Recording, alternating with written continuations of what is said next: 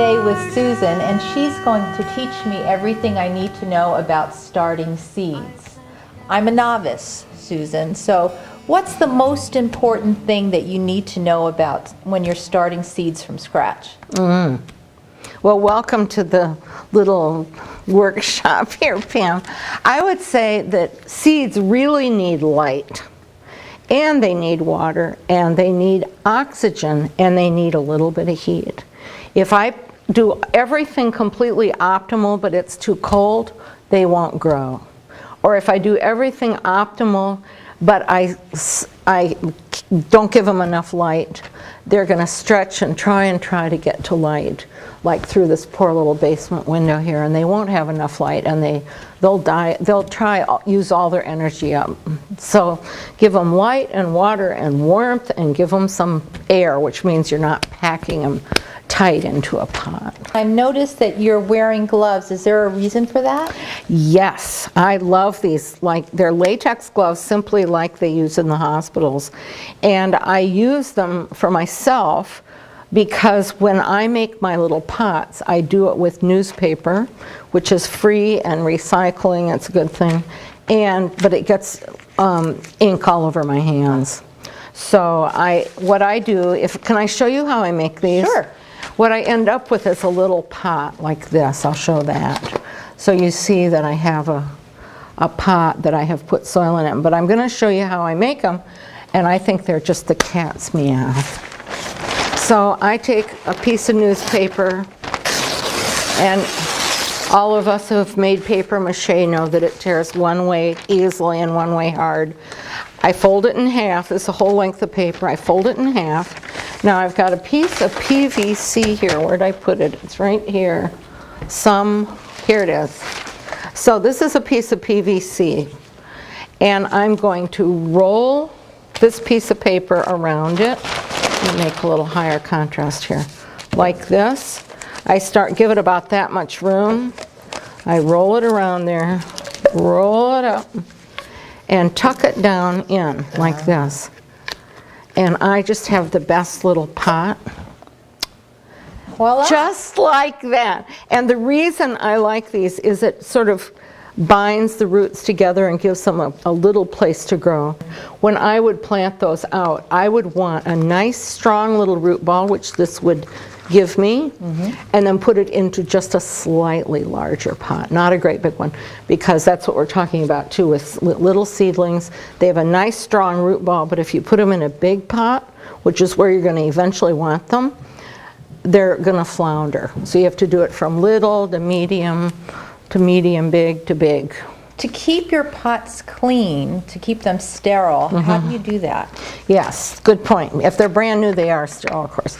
But I use them over and over because I'm cheap.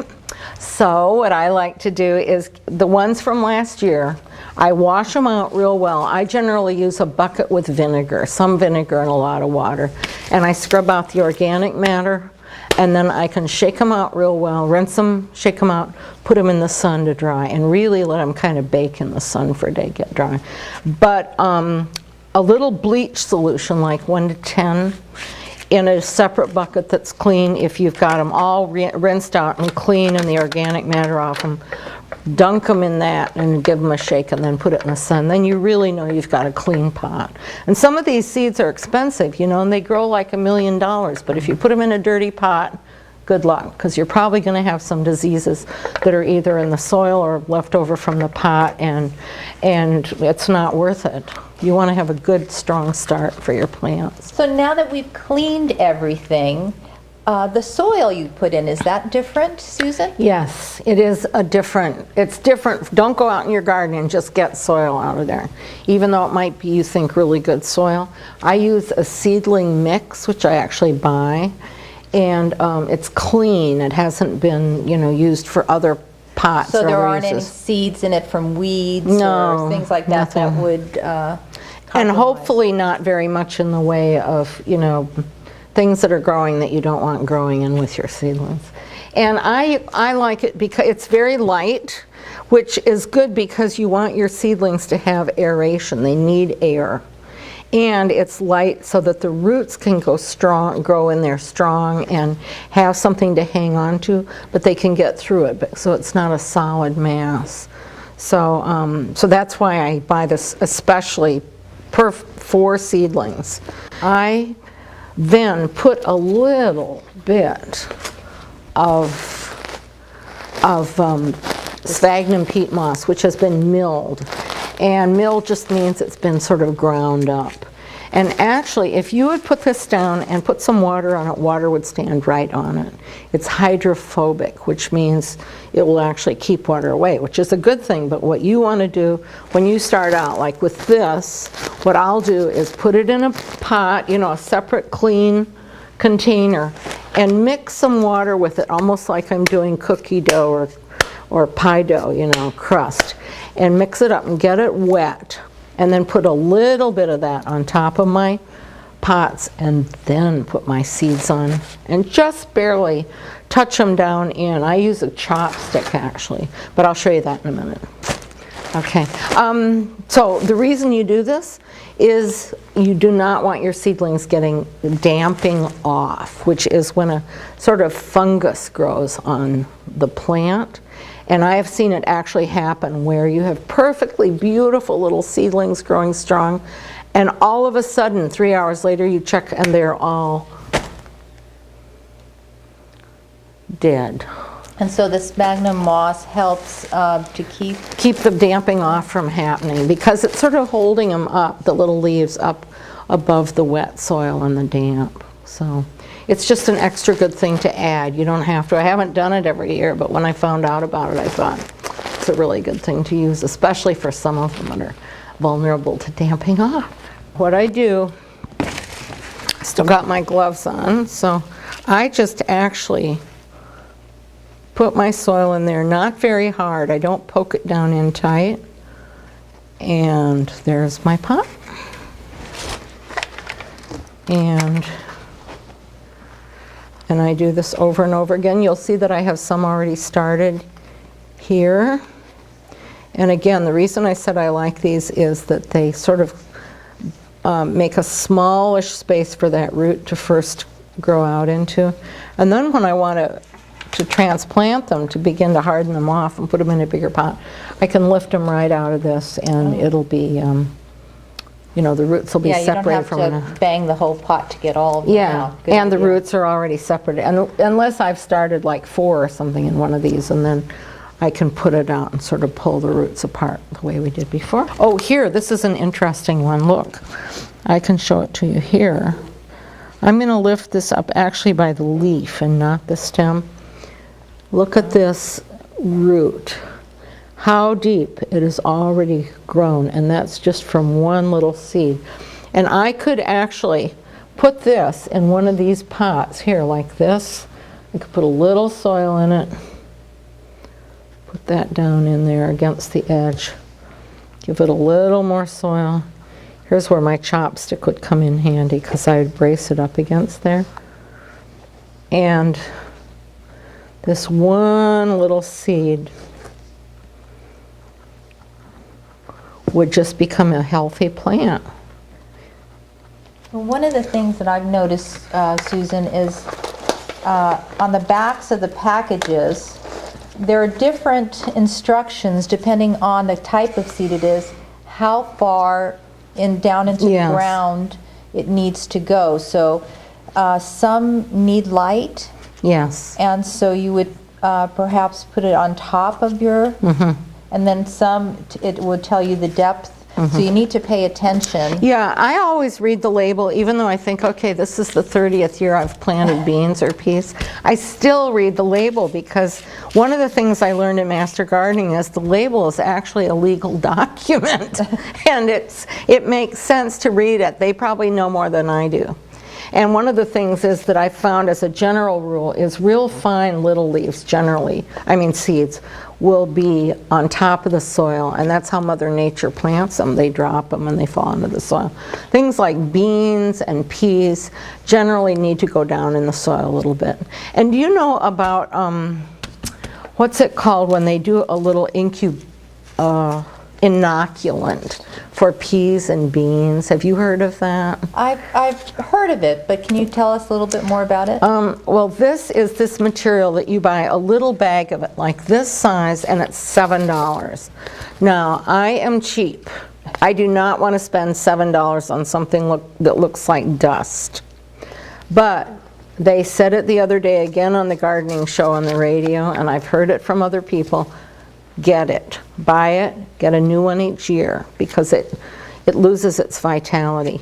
If you will put your beans or your peas, whatever you're planting that needs that little inoculant, if you'll wet them just a little bit, put a little bit of that inoculant, and I use a little yogurt cup or something, shake it up, get that stuff to stick to them, and then put it in the ground, it makes a huge difference. It just gives them the vigor to grow for some reason. And like lettuce seeds don't even need it, but peas and beans, they need it. They'll be happier with it. So you can just think, okay, I'll spend that amount of money and it'll be worth it. Talk about what you have here too. You have a heating pad and Yeah. you have a couple of different kinds of lights. Yes. Actually, what I have, this heating pad, is it makes, when it's plugged in, now I unplugged it because I haven't got these quite ready to set on it yet, this new tray, but it will put out a warm heat, not hot, and it's a steady heat. And if I put my trays on this and line them up, I can get quite a few. I can get actually, 2 whole trays here on this, like that. And I've got 2 lights here. I'm actually putting another light up because you can see that if I have just these 2 lights, I'm going to have not quite enough light. So I've decided to buy another light, which I've got and I haven't put up yet, but I'm going to do it. And then I'm going to have plenty of light. Now I will put these actually right down. I've got them on chains or ropes so that I can put the light right down onto so it's like this far from the top of the plant. Mercury came in the picture. I don't know if he thinks he's going to help today. Well, I've heard also of people doing their laundry when they're planting their plants and then starting them on the dryer to what a initially good get them idea. warm. And then Yeah. if they don't have a heating mat, put it on top of the refrigerator. I tried that, but you know what I kept doing? I kept forgetting the seedlings. And when I have them here where they're right at this level, I come down, I'm not kidding, 5 times a day, maybe 6. And I come down and see, okay, are they growing yet? And then when one of them is grown, I go tell everybody. And then they have to come down and look at it to admire it. And I'll tell you one more thing, because if I would put it on top of the refrigerator, the reason you shouldn't forget it is you want to keep them a little bit moist. So for instance, I give them just a little bit of water. I don't make them too wet because they don't want to be too wet either. But when I squirt the newspaper, it just gets it damp enough that it kind of keeps them happy, I think. So I would forget them on top of the refrigerator, I know I would. But this heating pad, actually, I used it last year for the first time, a real one, an actual good brand new heating pad. And I am so glad for it. It cost me like $30, but look at how many seedlings I can start with that. And often what I do when I'm growing them is I will have like 2 whole trays of these growing with seedlings on them, and when they start to come up a little bit, then I can put a new tray on here and start them and switch them around so that they're gonna, because I come down all the time anyway, so they all get a little bit of heat. Yeah, so that's how we start our seeds. So if you didn't have the paper, could you just water your seedlings from underneath? Yes. So that you don't get too much moisture on the top? That's one of the things I really like to do. I have had, right now what I have is actually a boot tray, if you've seen those, that I put on my table and put a little bit of warm water in it and set all my seed trays in there. But the other thing I've done is microwave or refrigerator glass trays. The refrigerator ones that are square like this that are about that deep, if you put them on your table and put a little bit of water in them, and you can also, you don't want to leave your seedlings in them though, because they'll get too wet, and then they won't like that either. But if you start them out with that, or put some little risers on underneath your pots so that you won't have them sitting right in the water, then it's a nice little atmosphere of moisture for them. Humidity. And when do you start feeding? I start feeding after I put them out into the next, when I'm potting them up into a bigger tray or into a bigger pot. I don't do it now because they're just trying to germinate right